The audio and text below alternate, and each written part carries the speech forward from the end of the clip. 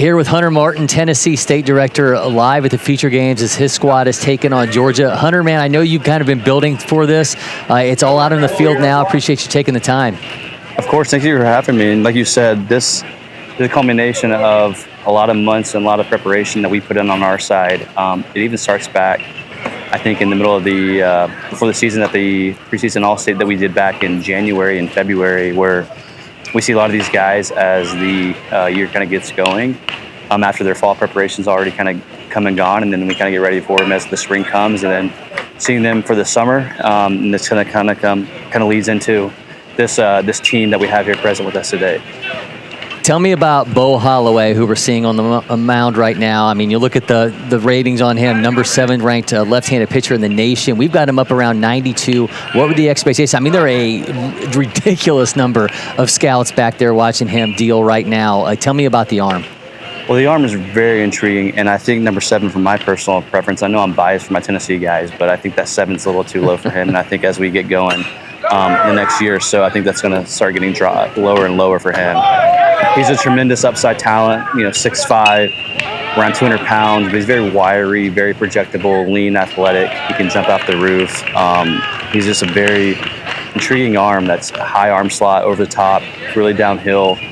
And not only the velo is there present, up to 93 in the past I've seen him, but he gets on you quick. He spins it pretty well. And I think as his off speed comes into play more and more, he already has a really good changeup. I think once he understands spin for his release point for his breaking ball, the sky's really the limit for Bo Holloway, to be honest with you. What is your conversation with, you obviously have pitched at an extremely high level. What is your conversation like with a guy like this when he's going into this kind of an environment and he's going to have all these really important eyeballs on him? Well, I actually gotten to build a very close relationship with Bo Holloway. We're from around the same area of Tennessee, Middle Tennessee, so I get to know him very well, where it's not just seeing him pitch, on 1 week and throughout the spring or summer. It's I had conversations with him throughout the week, throughout the year.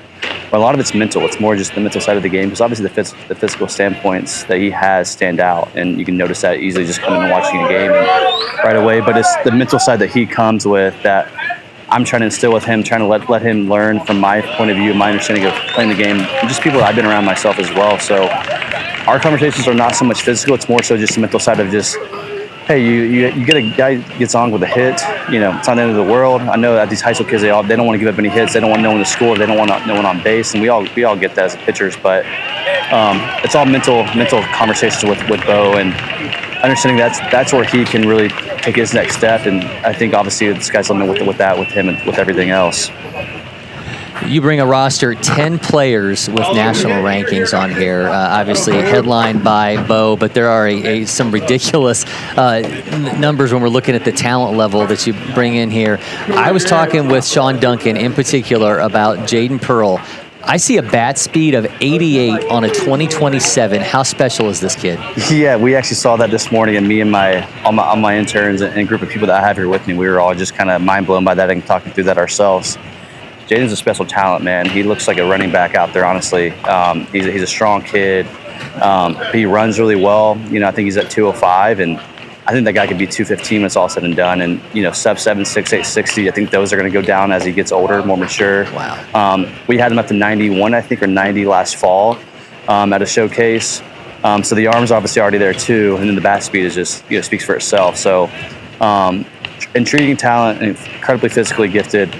And also very smart. He's a great teammate, great kid overall. I think that kid's going to go play at a very, very high level. So Wyatt Severance leading stuff off for you guys here. Carson and Dominic on the mound for Georgia. This is another high-level arm. I know there's a little bit of bragging rights bordering states here between Georgia and Tennessee. Tell me about how that kind of plays into you guys taking the field today. Well, it's awesome. And I was talking to Huddy and Ian yesterday up in the tower, and we were assessing who we were throwing, and I was like, "You guys throwing your arm?" And they said that they were, and I was like, "I'm throwing my arm too." So it's fun. You get to know those guys. They're awesome dudes, and obviously I get to see them throughout the year when I come to LakePoint and other events. Where this is a great event that are able to do, and I'm glad that we're able to play Georgia this year. It's a talent-rich state, obviously, and it's very heavily scouted and recruited, and obviously playing them helps us as our guys get to play with, in front of all these guys that are watching, not only our team but their team as well. So obviously behind the scenes there is some bragging rights going. We all want to win. We're not here for that. We're here to show these kids off, but there is some internal dialogue where we both want to win these things for our own states. To be honest with you. Showing some speed there. Severance takes second base, but going to get him off the bag. He got a little bit too aggressive on that slide. The turf is wet. Do you guys talk about that? It is wet out here. It's funny because Bo he has turfs on, and he was slipping earlier when he went out there for his warm-ups, and we were trying to find someone in the stands that has a size 15 shoe. And obviously that's one of those things that not someone just has around laying around. So he's able to do okay with it out there. But yeah, it's a little wet out there, and obviously Wyatt, sliding over the bag quite a bit right there. You've got a number of 2027s, a number of high-ranked 2027, Banks Addison, KJ Anderson. We already talked about, what Jaden Pearl brings to the table. How did you balance that out when you were building out this roster, trying to put together, the best group of kids you could bring down from Tennessee, but also understanding like these 2027s are almost like forbidden fruit for these coaches to see? Right, and I think as we get with the new landscape of college baseball, how it is, where the transfer portal has become such a thing, they're not seeing these younger kids as much as they would have in the past, not 2-3 years ago, where, you want to be able to bring as much 26s as you can, and obviously rightfully so, because those guys can't commit right away. But I do think there are some 27s that are very talented in their own right that, if we can get these guys here, show them off, I think that's only not going to help us. I think it helps those kids, but I think it helps a lot of college coaches because they're able to see these kids before kind of, a lot of other schools are. And when else are they really going to be able to see those kids? Because they're not going to be watching those kids as much. So if we can bring some 27s that are very talented, that can hold their own, these 26s, I think that only helps them and helps us and helps coaches as well. So obviously Saturday you're going to roll out Eli Dickey. Eli was with you last year for the feature games. Looked fantastic out there. Saw him pitch during the 17U National Championship playing up. The secondary stuff is ridiculous with him. Obviously you've got his dad, R.A., on staff with you. What has that dynamic been like, being able to one, have an arm like Eli, and then secondarily having a guy with the credentials that R.A. brings to your coaching staff? Well, I think it's awesome in both ways. It's cool to see their dynamic. They're great, father-son dynamic, but they're also really great friends, and you can kind of get that vibe being around both of those guys. And I'm fortunate enough to see both those guys a lot in Middle Tennessee because they both are CPA, which is like right on the road from me. So I've been to a number of their games this past spring. But he's a special talent in his own right. Strong physical build. I was making fun of him yesterday how he looks like a defensive end, which he actually does play football. So I was like, are you in a 3-4 defensive scheme throughout the year? Because that guy can play on the line, play off the line. He's a physical prospect. But he's a great kid overall, to be honest with you. And obviously his dad's poured into him tremendously well. But we were joking around if he came out of the womb with a knuckleball grip already, if he knew how to throw that. He does a splitter, he says, but it's a great dynamic with those guys. And obviously, R.A. is a special person. He helps us out tremendously, and he's all here for these kids as well. So it's not just Eli, but he's also what's important to all these arms that we have here in Tennessee. And that's a big thing for us that we have and for these kids to have. A two-way that I'm really excited about on your team is Noah Wilson from McCallie, 6'1", 195-pounder, 9th-ranked outfielder in the nation, 41st overall. We had him to 6'4", 60 coming in. Exit velos at 93 bat speed, right around 80 miles an hour. How special is this player? He's a really special kid, and I'm kind of near him right now, so I want to get away from him so I don't bother him. But yeah, Noah's awesome. He's a great kid. He's tremendous talent. I got to see him a lot this spring, and I think I went to 3 or 4 of his games and kind of just really honed in on him. And the amount of college coaches that I've spoken to about Noah Wilson, it's pretty remarkable. And that kid is a very special talent. Obviously, the speed jumps out tremendously right away, but it's the bat too. I mean, I think when he was MPI, I don't think I saw him get out, one time, to be honest with you. I mean, it was pretty gap to gap, left center field. I think he had like 2 or 3 triples that tournament, multiple doubles. So it's a great bat to ball skill.